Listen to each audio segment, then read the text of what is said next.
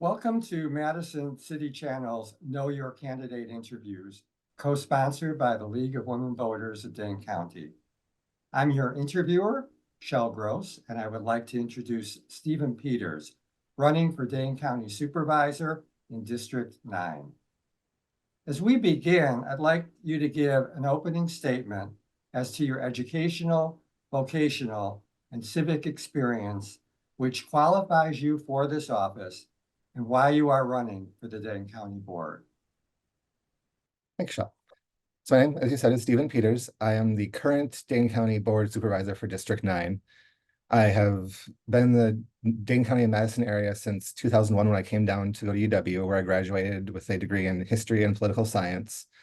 From there, moved directly into working in legislative politics in Wisconsin, worked for about 15 years as staff in the legislature, then came out and working currently at the Department of Workforce Development. As I mentioned, I have experience. I was the county board supervisor for District 15, which encompasses most of what is currently District 9 from 2018 through the 2022 election, where I then stepped aside and was subsequently reappointed this past fall. On top of that, I am currently an appointee of the mayor of Madison on the Monona Terrace board. And in that, I've gotten a lot of experience in kind of really understanding a community center and how you can kind of build community. And that's one of the big things I've wanted to kind of focus on as a part of this role, is kind of building the community here on the West Side. What do you view as the most significant budget issues facing the board, and how would you propose addressing them? So as we move forward with budgets going forward, really the amount of bonding that the county has taken on is becoming a bigger and bigger problem as it cuts more and more into what we're able to do directly for the people of Dane County. And I think we now need to start taking a very careful look every time that there's a major bonding issue to understand the long-term consequences of these bonds, because I don't want us to have the county become in a position where we can't provide the kind of high quality services to our constituents that they've come to expect while we're chasing large projects. I understand there's going to be certain large projects that we do have to meet and do have to accomplish. But at the same time, I want to make sure that we're going through and making sure we're getting the best value possible in order to make sure that we can maintain our levels of service. Thank you. What do you see as the next right steps for the county to take in addressing mental illness and substance use disorders to divert people from the criminal justice system? That actually dovetails well with the last question. I think that's the area where we really want to make sure that we have our county service providers being taken care of and making sure that they are the front lines who are very much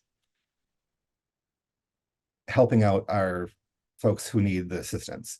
In this last budget, we got a 2.5% cost of living increase to our point of service agencies, bringing the total to 7% this time around, and that'll really help them in getting the folks on board who actually provide these services. And I think that was something that we were running into, where the spirit is there amongst our service agencies. They really do care, but getting folks to do the work was very, very difficult. And I think by showing them that we respect the work they do and want to get the services out there, that'll make a big difference.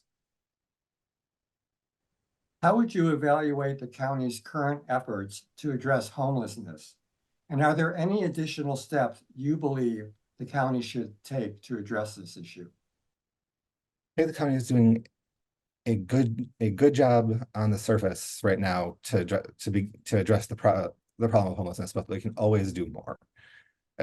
Currently, I sit on the Health and Human Needs Committee and have the opportunity to really be hands-on in the work that we're doing, specifically the work that is kind of being done through the Affordable Housing Development Fund in the county, and passing through those funds to get construction projects going on some of these very vital housing options for folks who are vulnerable in the community, whether it's downtown, whether it's far east side, whether it's far west side of the county, not just the city of Madison, because homelessness is a problem throughout the county.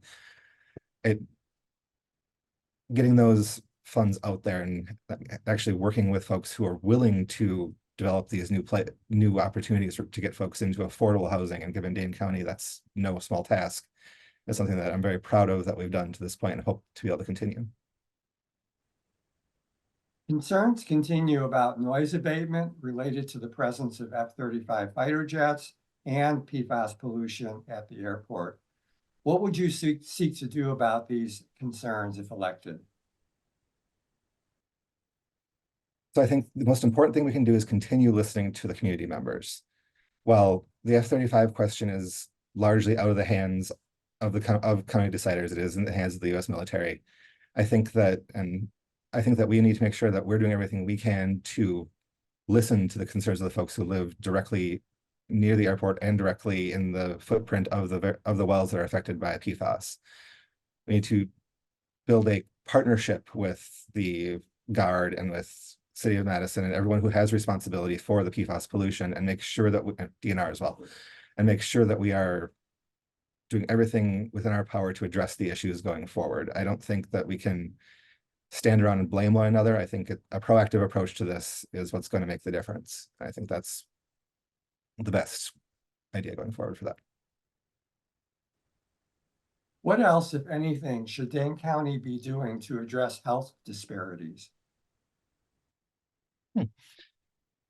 I think health disparities in our community are a frustrating reality. In our last budget, we put an additional $50,000 increase for Public Health Madison Dane County to increase funding for the Saving Our Babies initiative, providing funding for the Foundation for Black Women's Wellness, which is a small step in the right direction of helping to address health disparities just amongst newborns and children and mothers in Dane County.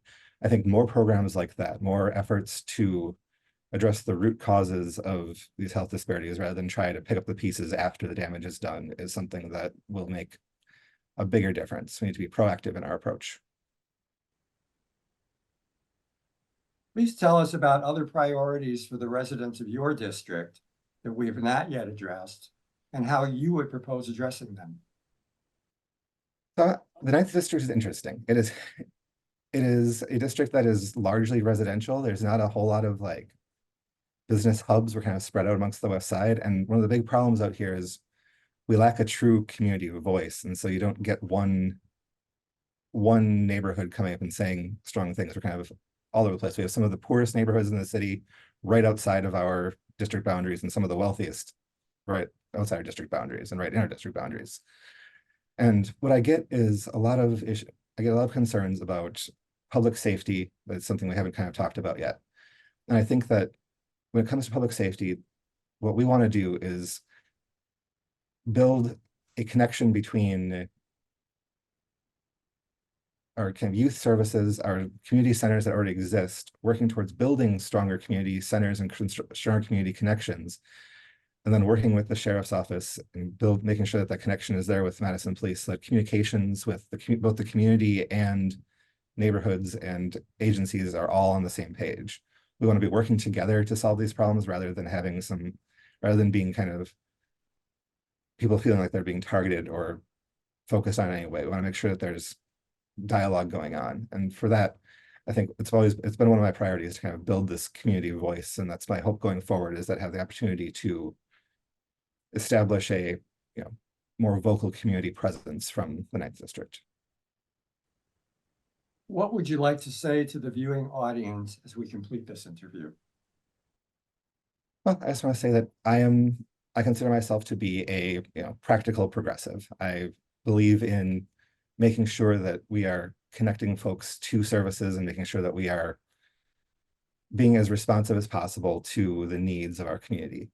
I think that I want to make sure that I'm doing everything I can to be a engaged representative, knowing that we are in Dane County and that we have responsibilities to our constituents that go beyond just the basic county services. They expect more from us, and we have to deliver that. I want to thank Stephen for speaking with us and thank the viewing audience for taking the time to know your candidates. I want to remind everyone that the general election is Tuesday, April 2nd. Every election is important. Please vote. On behalf of Madison City Channel and the League of Women Voters of Dane County, I thank you for joining us.